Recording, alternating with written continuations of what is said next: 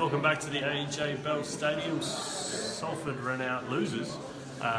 Obviously winners 23-16. Gary Carter, I'm joined by, what did you make of it, Gary? It was very much a game where Salford, again, we talked about it before, that errors costing Salford. It was a similar sort of story again. But for Hull FC, it was just a case of getting the win. Forget about the performance, getting the win was everything, and they got it, and they performed pretty well, to be fair, I thought. Yeah, I think defensively, especially defensively. Lee Radford spoke at the press conference, and he was really happy with their grittiness and their defence and how they grounded that out. And Ian Watson not happy at all. Another sort of 2 points lost. He thought, errors and their own fault for losing that game. Interesting, he said he's going to make changes to the next game. So he's not happy with a few of his players. I guess not listening to that same message because he's been saying that for the last 3 losses. Yeah, I mean, like four losses in a row with 4 now. Yeah. 4 in a row with Warrington and Wigan to come over Easter. So it's a pretty concerning time for Ian Watson.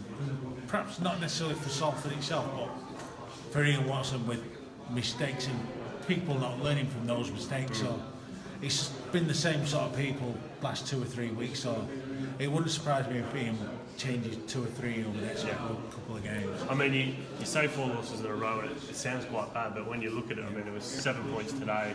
The game was, I think it was maybe 8 points against Wakefield. They've not been blown out, like Catalans have been recently, or Leeds. It was 11 points at Wakefield, it was 4 points at Castleford. Yeah, so they're quite competitive in these games. And you can see today, there's no lack of effort, they're not lying down. It's just some of the execution and their own simple errors that they need to clear up. There's no lack of effort, but at the end of the day, cold like day, we've lost 4 in a row, so something has to change. And if Ian believes that same people are making the same mistakes week in, week out, then he'll have to change it, and he will change it.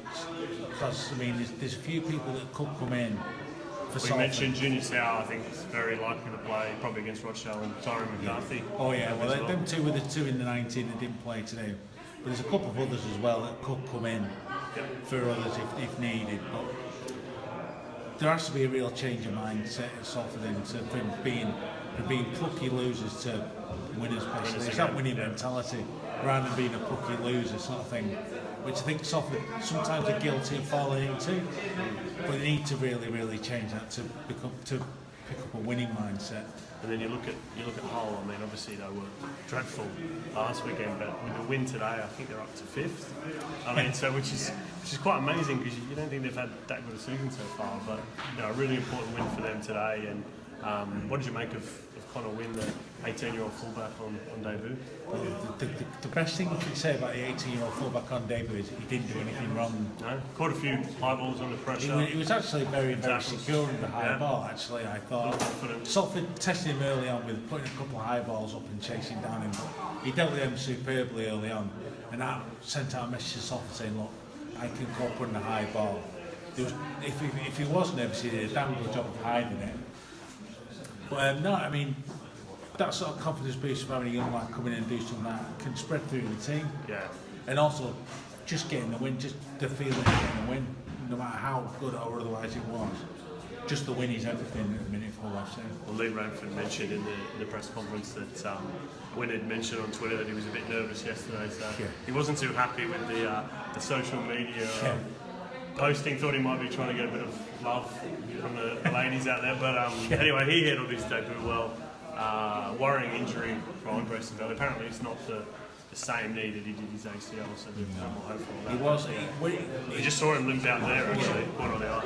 If it sounds a bit weird, he was limping quite badly, but he was maybe a lot more freely than he was when he went off the field. When he went off the field, it's a real bad one straight away. But having seen him a few minutes after the game, he is able to put some weight on his legs. Fingers crossed. That's not as bad a sign as it looked in previously. But like you said, fingers crossed for him that it's not as bad as it looked. And Lee also said they had 11 players out today, so he was very happy about the response from that Warrington game. And also he singled out Scott Taylor. He said Scott Taylor's performance against Warrington was embarrassing. Particularly he's been called up for him, but that Scott really led the way today. And typical Lee Radford vintage, he didn't take any prisoners. Yeah. Well, no, I mean, the response was everything today after the Warrington game last week. Because let's face it, everyone was embarrassed. 63 was the least Warrington could have got. But today, the response was everything. Away from home as well, a team that have sort of caused other clubs problems in the past. Just coming away, getting the win, showing that response was everything. But for me, performance was more important than result today. And the whole FC players knew it as well. And Josh Griffin, I mean, he knows the AJ Bell Stadium well. Oh, he does, yeah. Got a hat-trick against his brother and his former club, and enjoyed himself out there. He definitely did, yeah. I mean, 3 very different tries for me, but when he's on form, he's a quality centre. Yeah. He's just got to be on song more often for me.